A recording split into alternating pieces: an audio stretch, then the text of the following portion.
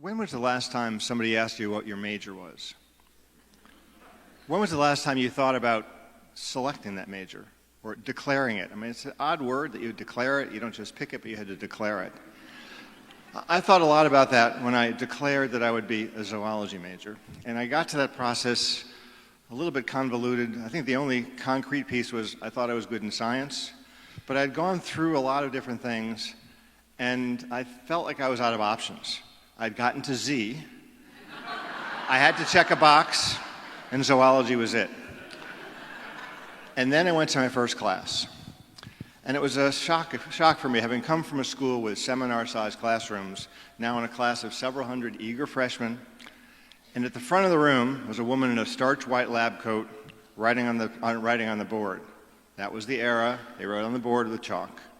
But the clincher for me about this declaration of a major was when somebody leaned over to me and said, "You know, she's really famous. She has a cockroach named after her." That I don't think that this is the right thing, and it was time to move on. You'll remember that first Thanksgiving when you're a freshman. You go home and you're frantically trying to connect with people. You do it poorly, but you're trying all the time.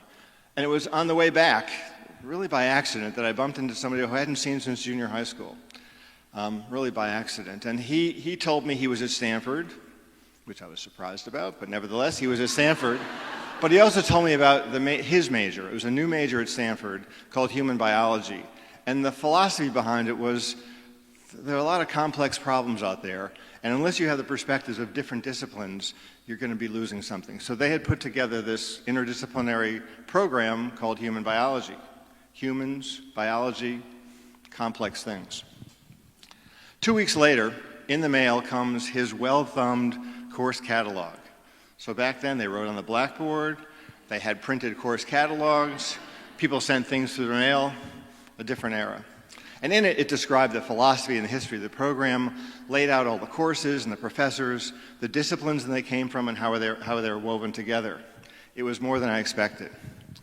I made an appointment to see Mebe and Pritchett, and I'm sure that Chuck and Chris have had a lot of meetings like this, where students come in with some big idea. And I told Mebe my big idea that I'd like to go to Stanford for just a year and try it out. Ever graceful, ever gracious, he looked at me over his glasses and said, "What you have there is a roadmap. You've got a big place here with a lot of resources. I'll bet you can make it work here." Goodbye, Stanford. Hello, interdisciplinary studies. And in retrospect, while the content of the courses that was woven into this fabric that fit for me was interesting, it really the process of putting that together was one of those life lessons.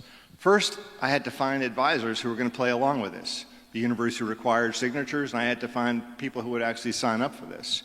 And that's where I began to learn about the kinds of professors who are here who would be engaged in a plot like this beyond what they were doing, but beyond their sort of usual descriptions of things that they had to do, way beyond office hours, and they signed up for it, and which is, you know, the kind of people who are here, and they didn't know me, but they liked the idea.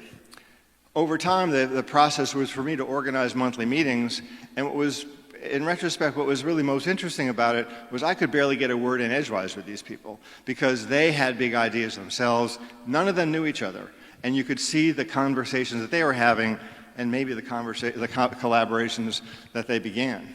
I had 4 advisors, one from biology, anthropology, psychology, and the School of Public Health, and I'm sure that they are not the only 4 on this campus who might have played along with us. And I often wonder if it was a different 4 or some different mix, what advice they might have given that would have led me some other direction. And the other sort of thing about these advisors was that they really became the first of what I consider accidental mentors. Those people who emerge at the right time, at those inflection points in life with the right experience and wisdom to help you think through what your next point is. The word serendipity was coined in the mid-1700s, and it was coined inspired by a fairy tale, The Three Princes of Serendip. Serendip was the old Arabic name for Sri Lanka. And it was a story of the 3 princes and the accidental discoveries that they found in their wanderings and finding things that they didn't expect to see. The definition is the blend of accident and sagacity. Serendipity is a powerful force. It leads to many big ideas and leads to important innovations. The Post-it came about when a 3M scientist came up with an adhesive which wasn't exactly what he was looking for, but it was perfect as a bookmark in his church hymnal. When a hunter came back from the fields, pulled the burrs off of his socks, looked at them under a microscope, he saw hundreds of tiny hooks. That inspired Velcro. And the famous story of Alexander Fleming, later Sir Fleming, Nobel Prize winner Fleming, who accidentally discovered penicillin when he returned from vacation. He wasn't the most meticulous microbiologist. He returned from vacation, and his plates were full of this fuzzy mold. Before he threw it out, what he noticed was that where there was mold, there were no bacteria. And that was the development of penicillin. Serendipity is the invisible force that brought us all here today. James Turner Morehead, John Motley's father, was an entrepreneur and industrialist. Among his many ideas was to try to develop a process to develop aluminum, which was a rare metal at the time. In a foundry he had in Eden, North Carolina, near a canal, he tried every chemical concoction he could. Every time he opened the door, it was something else but aluminum. And one of these times when he opened the door, it looked a little bit different. It was a glassy rock.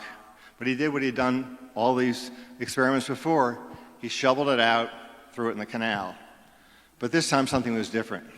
He did a double take. There are now bubbles trickling up from this sunken sludge. Now the history isn't perfectly clear here, but you can imagine the conversation. I wonder what that's about. Son, you were a chemistry major at UNC. Why don't you go figure it out? So young John goes back to Chapel Hill, and the first thing he has to do is find a professor who wants to play along with this idea. That professor's name was Venable. And because we know it, now global research institutions, the engine of research is really in graduate students. The graduate student who participated in that was named Keenan. Again, where would we all be today? And where would those names be today if it weren't for that interest in the bubbles? Turns out that this rock was calcium carbide, found later to be helping to purify steel and was responsible for the growth of the steel industry. The gas was acetylene, used initially in streetlights, but then also part of the steel industry in welding and cutting. Again, serendipity is a powerful force. And it's the serendipity that brings us here today. And I think of the forum as maybe intentional serendipity. We come back, we reconnect with people we've lost track with, we connect with people we haven't met before, and inspire new conversations, maybe new collaborations, unclear where it goes. But it's also a reminder of the time that we were here, because when we came with some preparation. We had much more preparation when we were here, and we went on, because of that preparation, to see whatever career paths we had, regardless of our major. And it was interesting because at the same time that the Moreheads were looking at bubbles, that's really the same time that Louis Pasteur was said, chance favors the prepared mind.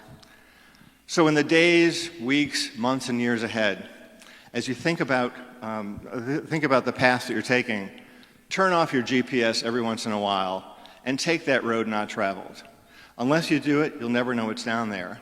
And when you do, and about the time when you think you're lost, look for that intersection of accident and sagacity, and if you're lucky, you'll know it when you see it. Thanks.